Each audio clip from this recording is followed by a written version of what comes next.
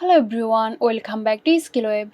In this tutorial, I will show you how to fix your table header visible as you scroll. So let's get started.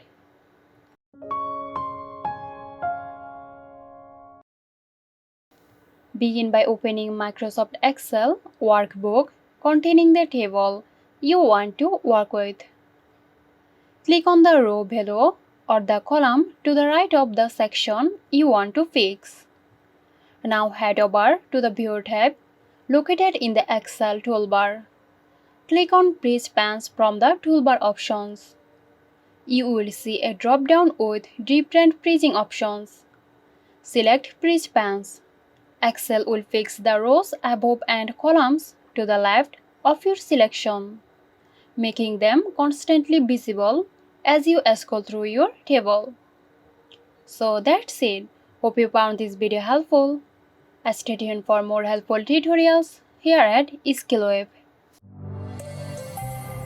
This video is sponsored by Xirosoft. Xirosoft offers graphic design, UI UX design, digital marketing and web development. Elevate your brand with Xirosoft today. For more details, check the description box.